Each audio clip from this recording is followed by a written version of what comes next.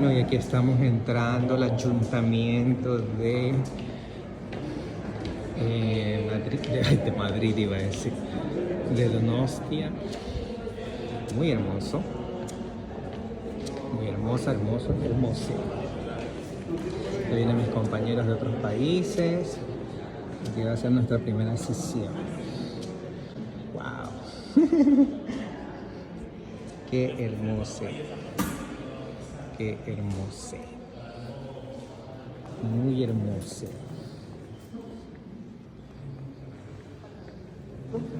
Sexuales del País Vasco.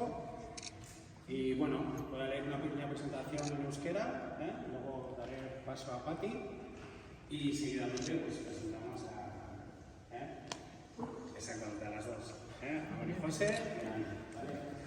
Bueno, topaketa hau antolatu dugun erakundeok eskerrak eman nahi dizkiegu erakunde publikoei beraiek gabe ezin izango baikenuke LGTBI Q+ behatokien nazioarteko topagunea hau antolatu. Horien artean, aipatzekoa da, garapenerako lankidetzaren Euskal Agentzia topaketa hau barne hartzen duen proiektua finantziatu baitu. Baita, Gipuzkoako Foru Aldundia, Donostiako Udala eta UPV EHUko Justizia Sozialaren aldeko klinika juridikoa. Gure artean ditugu Ane Oiarbide Otsoa, Donostiako Udaleko Berdintasun, Elkartasun eta Eskubide Zibilen Zinegotzia, eta Maria José Tellería Etxeberria, Gipuzkoako Foru Aldundiko Kultura Lankidetza Gazteria eta Kiroletako diputatua. Era berean, aipamen berezia egin nahi nion Fernando San Martini, Gipuzkoako Foru Aldundiko Lankidetza zuzendariari. Eskerrik asko. Eskerrik asko jaso dugun babesagatik eta Ayuntamiento de Donosti y a la Clínica Jurídica por la Justicia Social de la UPV EHU. Entre nosotros se encuentran Ana Oiarbide Ochoa, quien es concejala de Igualdad, Solidaridad y Derechos Civiles del Ayuntamiento de Donosti, y María José Tellería Etxeberria, quien es diputada de Cultura, Cooperación, Juventud y Deportes de la Diputación Foral de Guipúzcoa. Derecho a la LGTBI-fobia, como no puede amparar el racismo o el machismo, expresión de un patriarcado que sufrimos todos. Por todo ello, la Diputación Foral de Guipúzcoa está empeñada en la lucha contra la desigualdad. En su plan director de cooperación subraya la defensa de los derechos humanos, entre ellos los de la orientación sexual e identidad de género. Que trabajan en estas instituciones porque somos, todas estas personas que estamos aquí hoy, somos activistas, estamos luchando por los derechos humanos de una manera o de otra, desde nuestros puestos, desde nuestras funciones, desde nuestras capacidades, todos trabajamos por los derechos humanos y decir simplemente que Guipúzcoa está muy orgulloso de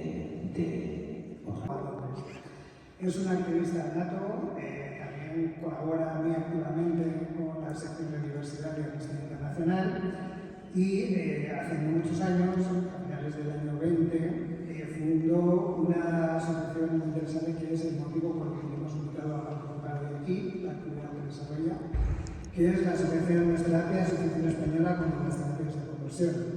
A raíz de ese trabajo, tiene publicado este libro que os recomiendo encarecidamente porque creo que es una obra de imprescindible lectura para comprender muchas realidades del colectivo, ni enfermos, ni pecadores, la violencia silenciada de las terapias de conversión en España.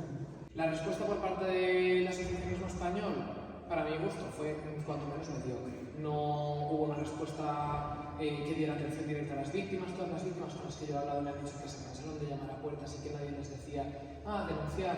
Pero ¿cómo le puedes decir denunciar a una víctima que está pasando por esa violencia?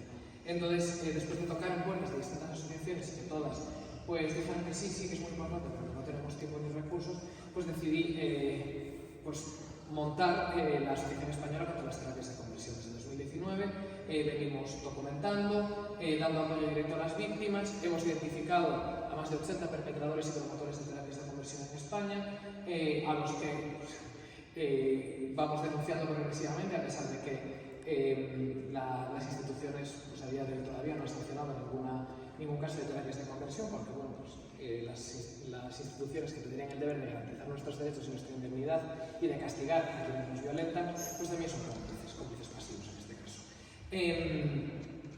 Vengo aquí a hablar un poco de las terapias de conversión desde el estudio que yo he hecho a nivel teórico, porque sí que es cierto que se puede ver claramente unos paralelismos ya no solo los perpetradores en la forma en la que actúan aquí en España, sino que todo su discurso, su captación de víctimas y sus redes, tanto económicas como humanas, se trascienden y llegan hasta Latinoamérica principalmente, Estados Unidos y también el sur de Europa, en concreto también Italia y Portugal. Entonces creo que es muy importante, primero, establecer un marco teórico muy claro de qué hablamos cuando hablamos de terapias de conversión o de esfuerzos de cambio de orientación sexual, identidad y expresión de género, que es como técnicamente se les deberían de llamar, para luego, lo que espero hacer con mi presentación es dejar algunas ideas o algunas cosas para intentar establecer algún tipo de red en el que las organizaciones, igual que los que nos intentan eliminar, nos intentan borrar y nos intentan corregir, están muy bien organizados, están muy bien financiados y dependen unos de otros para alimentarnos. Creo que las asociaciones tenemos el deber moral de también comunicarnos entre nosotras, de tejer lazos que nos permitan no solo documentar prácticas análogas, sino establecer métodos que sean para trabajar con las víctimas y también esfuerzos de denuncia internacional ante mecanismos internacionales, incluso ante determinados foros nacionales, si creemos que tiene jurisdicción y competencia adecuada. Personalidad, que es nuestra orientación sexual o nuestra identidad, nuestra expresión de género. ¿Qué sucede o por qué no hay una definición estandarizada? Pues en primer lugar, porque no hay los ecosistemas no tienen una forma de perpetrarse de manera homogénea, sino que agrupan una multitud de prácticas y de enfoques que el experto independiente sobre orientación sexual y identidad de género de Naciones Unidas ha dividido en tres enfoques distintos, que luego explicaré un poco por encima. O prácticas religiosas para intentar eliminar nuestra orientación sexual y nuestra identidad de género. Esto implica que esta división es una división más teórica que real, pero bueno, yo creo que también es interesante pues verlo. ¿Por qué? Porque los enfoques teóricos, por ejemplo, parten, y esto es interesante, de que la diversidad sexual y de género es fruto de una disfunción biológica congénita que se puede tratar de manera exógena, es decir, que a ti te hacen un poco de electroshock, te dan unas pastillitas, e igual ahora yo operaciones no he registrado, pero en los años 70, 80 se hacían lobotomías, se implantaban tejidos de personas heterosexuales en cuerpos de personas homosexuales, por ejemplo, porque decían que implantando estos órganos y tejidos se podía ayudar a que se generara la heterosexualidad en el paciente. Bueno, lo digo ya un poco con una sonrisa porque parecía absurdo escuchándolo, pero bueno, esto se practicaba y a día de hoy se sigue practicando, pero sobre todo con farmacoterapia. Muchas gracias, mi nombre es Dayan, soy de Ecuador y me encanta porque yo pensaba que veníamos solo para un tema de derechos humanos de forma general, pero viendo a Saúl es importante para mí mencionar que nosotros desde el año 2019 hemos abierto un centro que se llama el Centro Psicotrans. Yo vengo de la Asociación Silueta X. La Asociación Silueta X se encuentra en la ciudad de Guayaquil y es una organización que existe desde casi 15, 16 años en Ecuador y personería jurídica quizás hace unos 12 o 13 más o menos. Y bueno, siempre ha hecho su trabajo en esa ciudad, pero hemos justamente sentido la problemática que tiene que ver específicamente con las clínicas de conversión, como les decimos en Ecuador. De hecho, conversábamos con Saúl que de repente hay que cambiar este título, que justamente lo mencionaste en tu presentación, con respecto a la misma y llamarlas ECOSIC, que a mí me encanta también, pero obviamente hay que hacer una introducción de explicación, sobre todo contextual, en Ecuador, porque nadie va a entender qué es ECOSIC. Eso primero. Segundo, como hemos visto que esto venía sucediendo desde hace mucho tiempo, nosotros apostamos justamente a la apertura de un centro psicológico y bueno, pues como Silueta X es una organización liderada por personas trans, le decimos el Centro Psicotrans. Pero eso no significa que no trabajemos en temática LGBT, por si acaso, quiero dejar muy en claro eso. De hecho, Silueta X ha hecho muchos trabajo en Ecuador con respecto a población LGBT en general, el tema de la unión civil igualitaria, el tema de la denuncia de unos programas cómicos en contra por justamente hacer apología de la discriminación, y creo que has de entender el término con respecto a hombres gays, etcétera, etcétera. Volviendo al asunto del Centro Psicotrans, apostamos a aquello porque detectamos que en Ecuador, y de hecho todavía hay, proliferan estos centros que les llamamos en nuestro país centros de conversión de la orientación sexual a la identidad de género. Algunos se encuentran dentro del marco de la ley, son centros justamente para tratar la drogodependencia, pero de forma clandestina, justamente porque en Ecuador, en el año 2013, en el nuevo Código Orgánico Integral Penal, se ha considerado justamente la terapia de conversión como un proceso de tortura. Sin embargo, hasta el día de hoy ha habido alguna sanción. Ha habido una, justamente como dice Saúl, lo estuvimos conversando, pero no ha sido representativa. Y además, también como lo habíamos conversado en el almuerzo, creemos que las terapias de conversión o de tortura tienen que ver realmente con la denuncia, y aunque suene muy crudo y triste, de los hijos en contra de los padres, porque regularmente, por lo menos en Ecuador, son los padres o familiares quienes reclutan a sus hijos con autorización, no importa si son menores de edad o no, para estos centros. Entonces, lamentablemente, la denuncia tiene que venir de su hijo hacia sus padres para que haya un precedente legal, como anteriormente, hace muchísimos años atrás, se veía el tema de la violencia de género intrafamiliar, sobre todo de hombre a mujer. Y bueno, pues se decía que cuando los hombres estaban casados con las mujeres, entonces bueno, no importaba. Por lo menos en Ecuador, muy tradicional y muy violento, decía pegue o mate, igual marido es. Pero en todo caso, eso ha ido cambiando poco a poco. Y creo que eso sucede con el tema de las terapias de conversión o de tortura, pues, ¿no? Entonces, como no hay una denuncia directa hacia los padres, entonces prolifera. En ese sentido, al no haber esa contracara, se crea este centro psicológico que justamente tiene psicólogos que son, ayudan a aquellos padres a justamente orientar, y también a personas de la diversidad, del tema de orientación sexual e identidad de género. Y le conversaba también a Saúl que nuestra estrategia ha sido que, por ejemplo, yo soy psicóloga de formación, pero yo no soy una persona que está de entrada dentro del proceso psicoterapéutico, sino más bien son psicólogos y géneros heterosexuales quienes dan los procesos de atención directa con los padres. Porque ¿qué es lo que pasa si un padre que anda buscando información o cambiar la orientación sexual o la identidad de género de su hijo o de su hija, o de su hija, se topa con una imagen o con una persona declarada o abiertamente hombre gay o mujer lesbiana? Entonces van a decir, no, pues aquí me lo van a transexualizar, me lo van a sexualizar.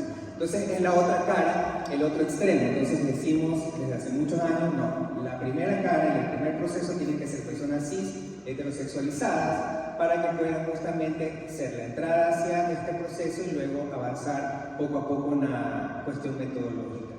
Esto es una parte, y la otra parte es obviamente algo de investigación, que te soy muy franca, lo hemos dejado hacer con respecto a las clínicas. Solamente hemos sido más bien activos en el momento cuando hemos detectado alguna clínica, pero me encanta lo que también conversamos, que de repente se pudiera hacer como un proceso de investigación. Y el detalle que existe en Ecuador, y también lo conversamos, es que no tenemos abogados. Yo soy psicólogo, y lamentablemente en Ecuador para presentar una denuncia se necesita justamente un abogado. No hay abogados gratuitos, y esa era la problemática que también conversábamos, que a veces quizás uno con su propia carrera, profesión, cuerpo y lo que sea, hace lo que está a nuestro alcance, pero para ser abogado, yo no soy abogada y lamentablemente tengo que buscarme alguno, y si me encuentro alguno o alguna abogada, tal vez no tiene la experticia o el conocimiento en identidad de género, orientación sexual en estos temas, y ahí todo se estanca.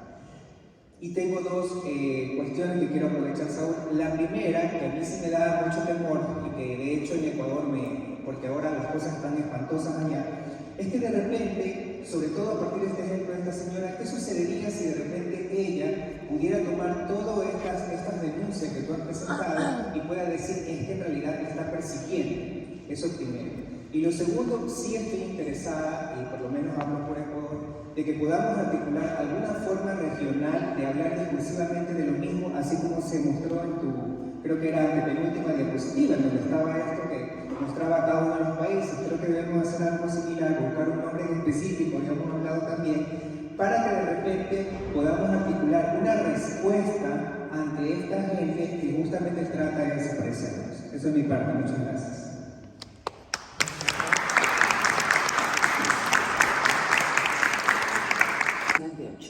Para la ley de trata del tráfico desapareció, bueno, en Bolivia hay desaparición forzada mucho, pero en este caso era de una persona, bueno, un adolescente que tenía 16 años, si no estoy mal, pero tenía una sociedad, bueno, una posición económica, digamos, entre comillas, de la media. Entonces, ha sido sumamente mediático y se lanzó la 343. Entonces, van incursionando así, digamos, las políticas o las leyes en Bolivia. Entonces, una preocupación personal y como institución también en Bolivia es de que no queremos que pasen estas cosas, estas violaciones correctivas, para que se instaure una ley, ¿no? Entonces, mi pregunta iba en relación, como muy bien lo has dicho, Saúl, si bien aquí tienen la ley trans, ¿cómo, con todas las falencias que han podido ver, cómo podemos nosotros, por ejemplo, en Bolivia, incursionar una ley, tal vez, que pueda prevenir estos errores que ustedes ya han visto, ¿no? Profesionales de la psicología, profesionales médicos, que son imprescindibles y son necesarias sus aportaciones. Pero también tenemos que tener muy claro que somos sujetos de derecho y somos sujetos políticos. Y como tales podemos también afrontar la labor de detectar cuáles son las necesidades de las comunidades a las que representamos sin obsesionarnos con la técnica legislativa pura y dura, que sea excesivamente purista, sino detectadas las necesidades, buscar las alianzas necesarias entre los grupos políticos, entre los sindicatos, entre todo tipo de actores sociales, las facultades de derecho, el mundo académico es importantísimo este nivel. Por ejemplo, que nuestras amigas, de las cuales hablaremos luego, quisieron hacer todo un problema, que iban a borrar las mujeres y tal y eso. Vamos a preguntarle a los argentinos cuántas mujeres han sido borradas después de 10 años de la ley de identidad de género argentina. Ninguna se borró. Y se borró fue porque se autoborraron, que también es posible. Y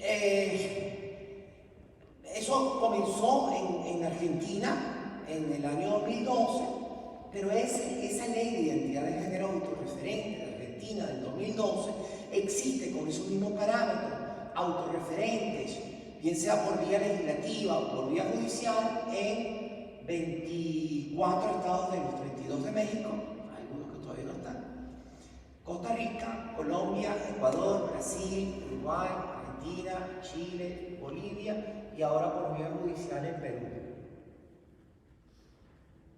Bueno, Venezuela que no está por ningún lado, esa no está. Paraguay tampoco. Y algunos países de América Central. Pero el resto están. Y tú sabes lo más interesante. El mundo no se acabó. ¿Qué es eso que dicen los fundamentalistas? Que se va a acabar la familia. Que se va a acabar